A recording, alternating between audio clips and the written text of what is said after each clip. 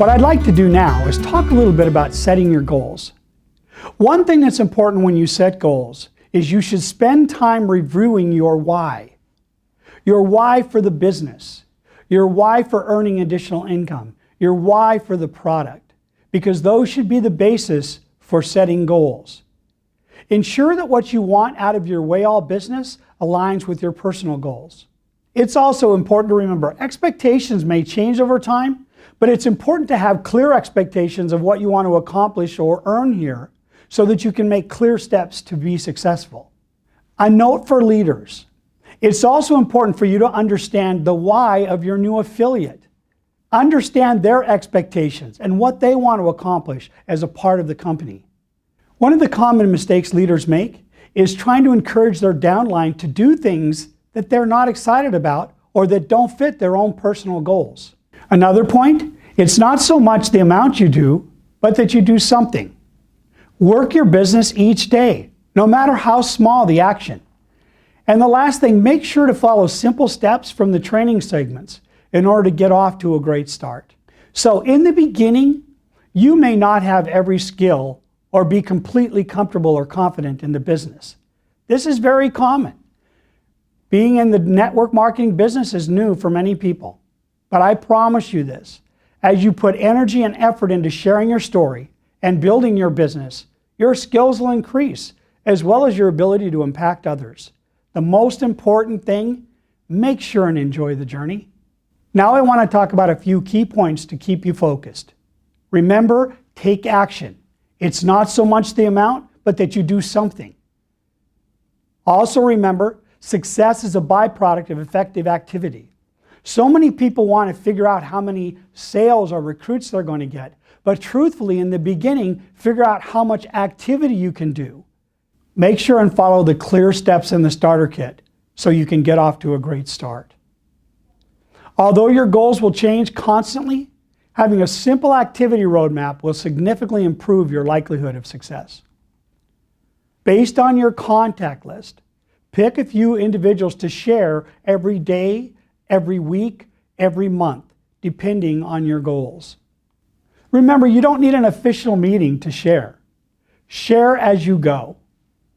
Look for opportunities every day to share your 60-second commercial, your story about Wayal. When meeting new people, have the radar on. Always be listening for comments like, I wished I could improve my health. Or comments like, I wish I had enough money to purchase a new car. Or, I hate my job and I wish there were other opportunities out there. Another thing to remember, you cannot control the results. You can only control your activity. Now understand, as your skills increase, so will your success. But in the beginning, it's just a matter of trying. In goal setting, one of the most powerful ways that I've seen is doing something called SMART goals, S-M-A-R-T. The first letter in SMART goals stands for simple. It means make your goals simple and easy to define.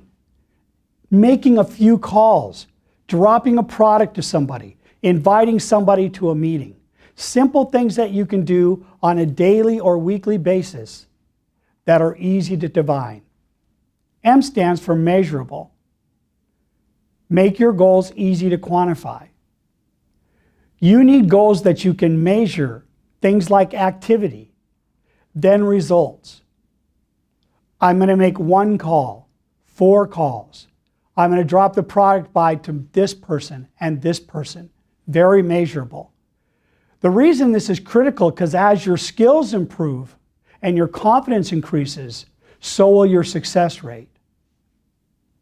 The third letter is A, which stands for actionable. This means your goals can be accomplished. Sometimes people set goals that really have no actionable item. I'd love to change the world, but what I really need to know is what is step 1, and once I know what step 1 is, I can now take the step, which is the actionable side of it. You simply need to determine the goals and then act on them. The fourth letter is R, reasonable. You need to set goals that make sense. Goals should always stretch you, but not just be dreams of grandeur. So many people have disappointment and frustration because they set goals that are not realistic. I'll give you an example. If you're starting in a network marketing business, many times people think within a few months they're going to be overnight successes. They're going to be able to quit their job and be financially independent. No business works that way. All of them require effort and knowledge and expertise. Unrealistic goals can cause people to get discouraged and frustrated and quit. You as a leader need to make sure and help the individuals who are getting started to set the type of goals that are realistic within their skill set and their time. The final letter is T, which really stands for timely or time-bound. When are you planning on accomplishing the goal? The reason this is critical is it gives you a starting point, but also a stopping point. When you have a starting and a stopping point, you know the things that you need to do on a daily or weekly basis to get there. It also helps you to compress time frames. Let me explain what that means. Some people set a goal to accomplish a certain amount of activity in a month.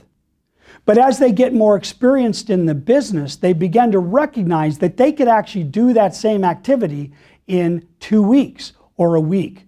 This is called compressing time frames. The reason this is so powerful is because what happens is it creates tremendous momentum and tremendous energy as you compress time frames. One of the great things you can do as a leader is help individuals understand, based on their goals and their time available, how they could accomplish those goals, but also how they could potentially compress their time frames and create more energy and more success quicker. The other great thing about time-sensitive goals is it allows you to look at the time that you had committed to see what activity you did and also what were the results of that activity.